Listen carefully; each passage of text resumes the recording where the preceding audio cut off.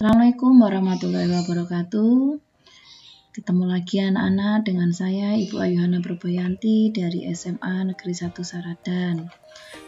Untuk video pembelajaran kali ini yaitu tentang kualitas penduduk dan indeks pembangunan manusia di Indonesia atau disingkat dengan IPM.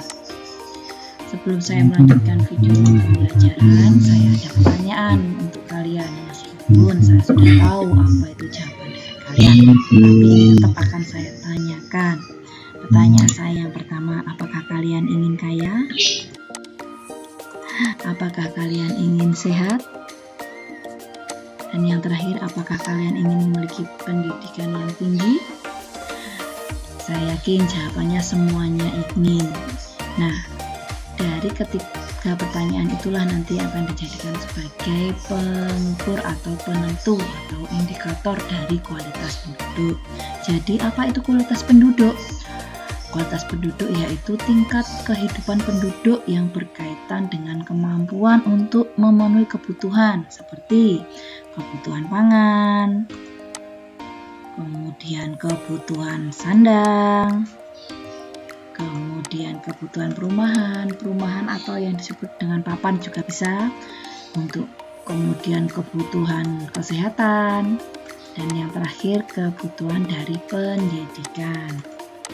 Jadi kualitas penduduk ada 3 indikator. Yang pertama pendidikan, yang kedua kesehatan, dan yang ketiga adalah pendapatan atau mata pencaharian.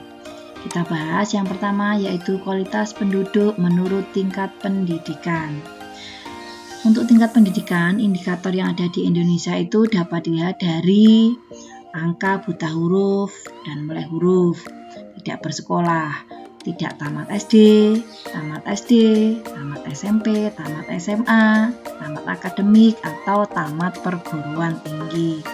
Itu untuk melihat kualitas penduduk yang menurut tingkat pendidikan.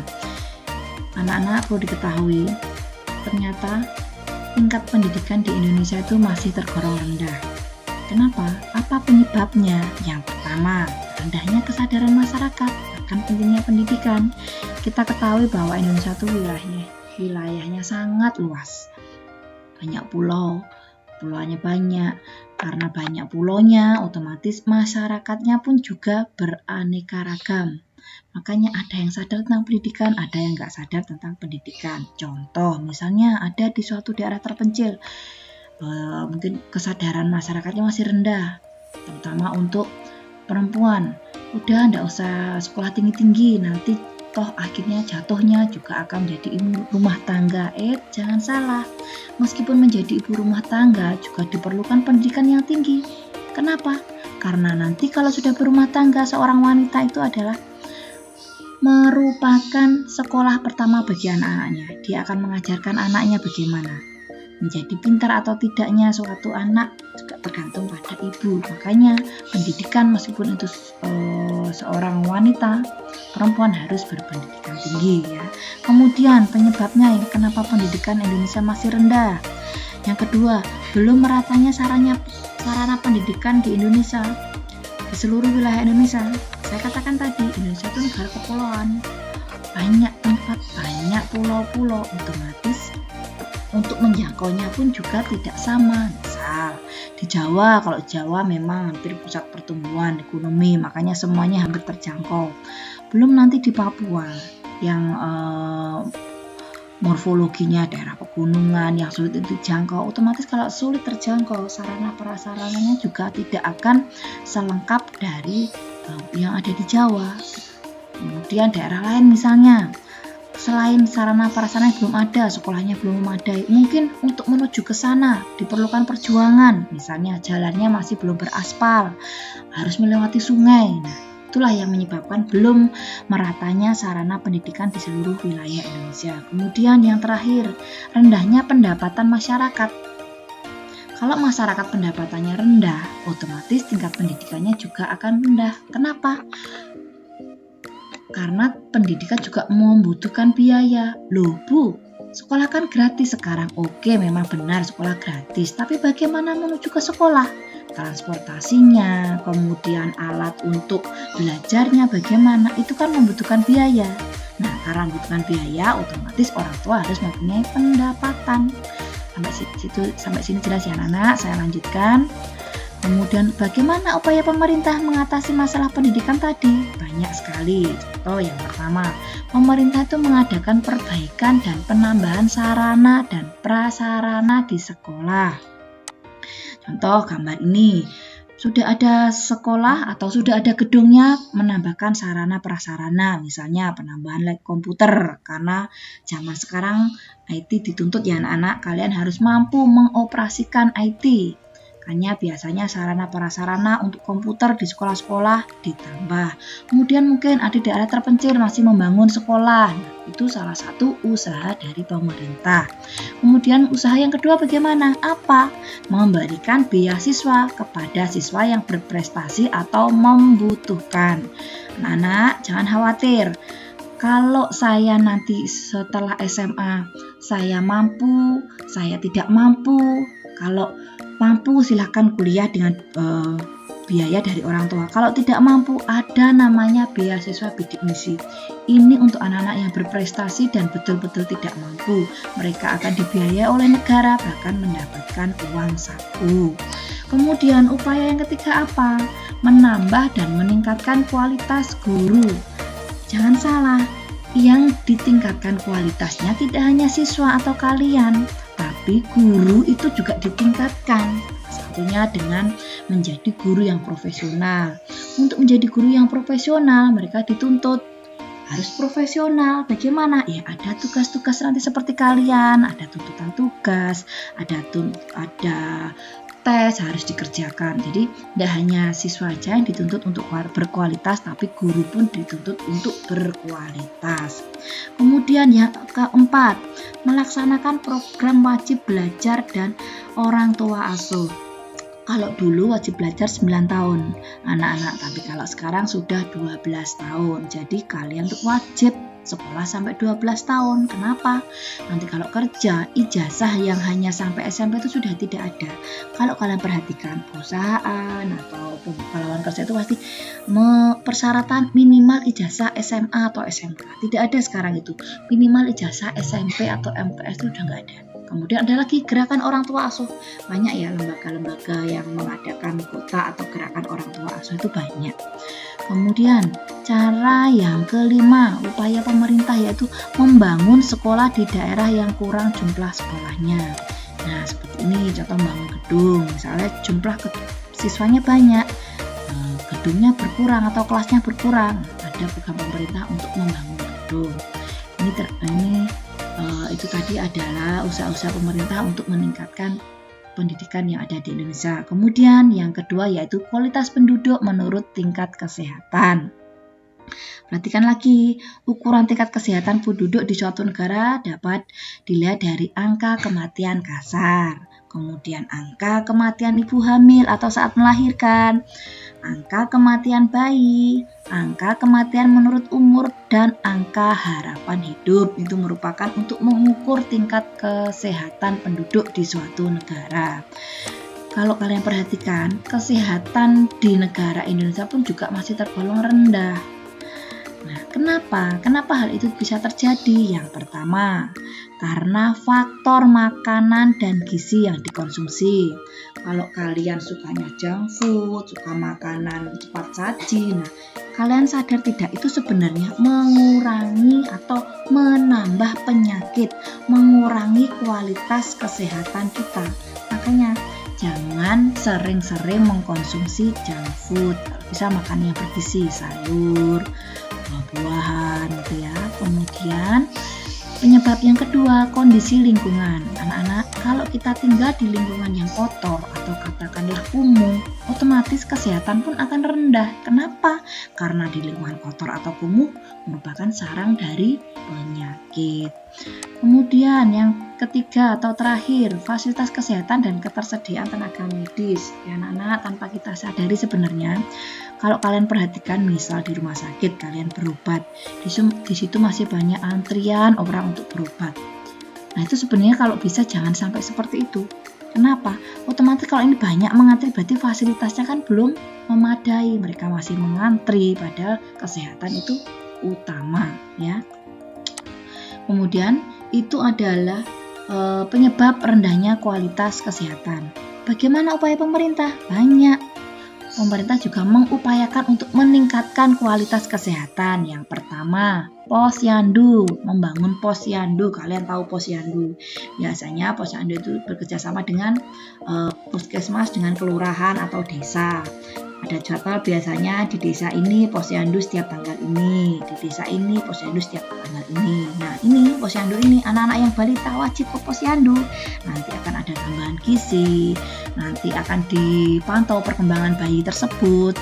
Kalau nanti dia memang perkembangannya kurang atau dia masuk dalam kurang gizi, akan ada tindakan, segera ditindaklanjuti. Itu tujuan dari diadakannya posyandu setiap bulan.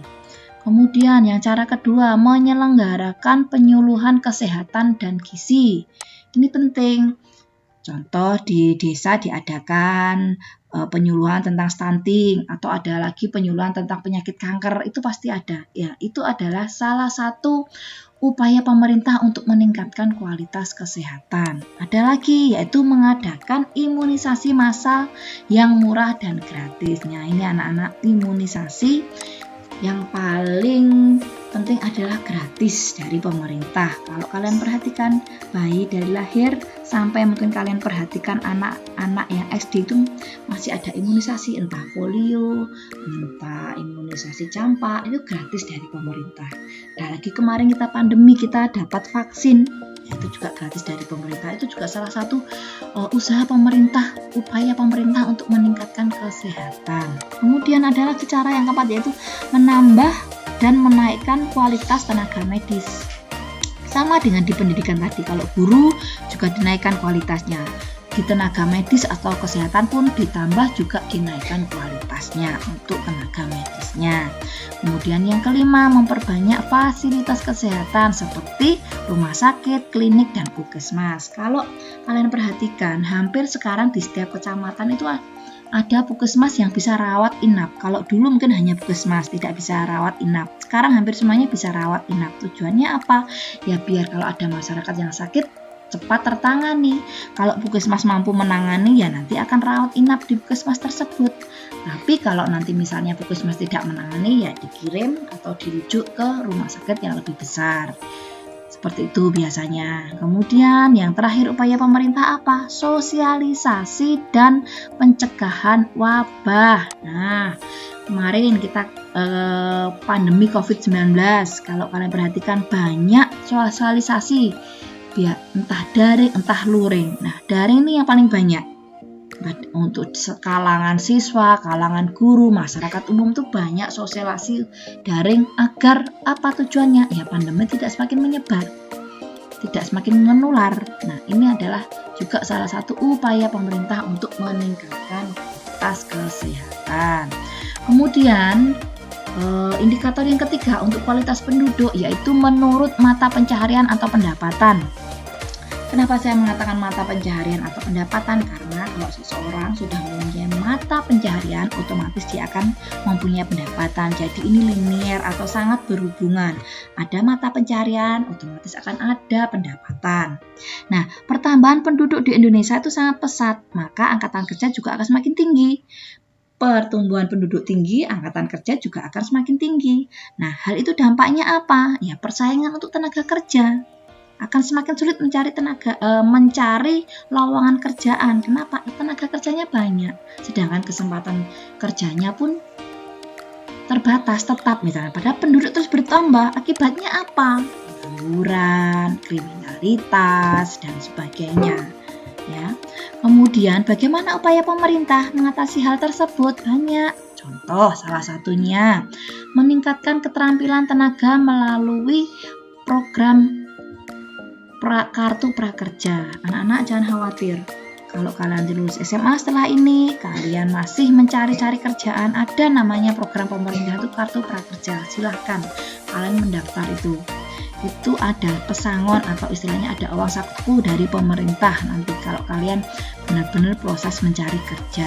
Kemudian usahanya apa yang kedua? Mengadakan program hubungan dan perlindungan tenaga kerja. Nah, ini juga penting. Kalian nanti sudah kerja, mendapat pekerjaan, jangan khawatir, ada namanya BPJS Ketenagakerjaan.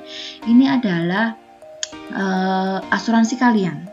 Nanti kalau ada apa-apa, ada asuransinya yaitu BPJS Ketenagakerjaan. Ini juga usaha pemerintah. Nah, nanti kalau kalian misalnya kerja di suatu perusahaan atau suatu pabrik, wajib itu perusahaan atau pabrik tersebut mengikut sertakan tenaga kerjanya ikut BPJS Ketenagakerjaan. Kemudian cara yang ketiga, sosialisasi dan dukungan peningkatan keterampilan kerja atau wirausaha. Nah, banyak sekali ya anak-anak, kalau nanti kalian lulus, tolong sering-sering mencari informasi peluang kerja, entah nanti di bidang apapun, pasti akan ada sosialisasinya, entah nanti lewat daring atau lewat luring. Kalian harus pintar-pintar mencari informasi, sosialisasi apa aja yang ada ya. Kemudian cara yang terakhir, upaya pemerintah yang terakhir yaitu meningkatkan penyaluran, penyebaran dan pemanfaatan tenaga kerja, program penggunaan dan penyebaran tenaga kerja atau PPTK, bursa tenaga kerja. Ini bisa saya contohkan misalnya BLK gitu. Kalian kalau tahu kantor BLK silakan di situ ada keterampilan, penambahan keterampilan atau kursus-kursus, misalnya menjahit, misalnya multimedia, banyak. Kalau kalian dapat, kalian punya keterampilan, nah nanti bisa kalian gunakan untuk mencari kerja. Itu ya untuk angkatan kerja atau pendapatan. Jadi tingkat kesehatan, tingkat pendidikan, tingkat pendapatan ini adalah untuk atau mengukur indikator dari kualitas penduduk. Nah, kemudian apa itu IPM atau Indeks Pembangunan Manusia? Apa hubungannya dengan kualitas penduduk? Anak-anak, IPM itu pengukuran perbandingan dari harapan hidup, nilai hidup, pendidikan, dan standar hidup di suatu negara. Dari sini bisa kalian pahami ya, kalau kualitas penduduk itu sangat erat hubungannya dengan IPM atau Indeks Pembangunan Manusia. Kenapa? Karena IPM ini nanti untuk menentukan negara maju dan negara berkembang. Jadi bisa kita simpulkan, kualitas penduduk yang baik otomatis akan menjadi negara yang semakin maju. Bagaimana mengukurnya? Yaitu dengan IPM. IPM ini nanti digunakan untuk mengukur negara maju dan negara berkembang. Kemudian bagaimana rentangnya? Kalau IPM-nya kurang dari 50 itu itu termasuk dalam IPM rendah. Kalau 50 sampai 80 itu IPM sedang. Sedangkan di atas 80 itu masuk dalam IPM tinggi. Nah, menurut BPS, IPM di Indonesia itu terus mengalami kenaikan. Meskipun kenaikannya hanya sedikit tapi tetap naik. Contoh 2010, 11 sampai 2020. Dari 2019 sampai 2020 meskipun hanya sedikit 71,92 sampai 71,94 tapi tetap mengalami kenaikan. Kemudian provinsi mana saja? Kalian bisa lihat dari tayangan gambar saya. Berwarna biru ini IPM-nya tinggi. Kalian perhatikan, Sumatera hampir semuanya sudah biru. Berarti IPM-nya termasuk IPM tinggi. Jawa, kalau Jawa pasti ini semuanya biru. Di IPM-nya tinggi. Kalau Kalimantan ada sebagian yang masih IPM sedang. Kemudian Nusa Tenggara sampai ke Papua ini masih termasuk IPM yang sedang. Dari sini anak-anak bisa kalian pahami nanti provinsi mana saja, daerah mana saja yang masuk IPM sedang tinggi. Dan anak-anak, kalau dilihat dari IPM tahun 2020 dan 2021, Indonesia itu juga masih mengalami kenaikan meskipun kenaikannya hanya 0,35 dari 71,94 menjadi 72,29. Ya, sedikitlah hanya 0,49%. Tidak apa-apa, yang penting mengalami kenaikan. Oke, sampai sini video dari saya. Terima kasih sudah menyaksikan video dari saya. Kalau dirasa video saya ini bermanfaat, silakan share ke teman. Kemudian kalau ada pertanyaan, silakan ditulis di lembar komen yang ada di bawah video ini. Saya akhiri untuk video saya kali ini. Terima kasih. Wassalamualaikum warahmatullahi wabarakatuh.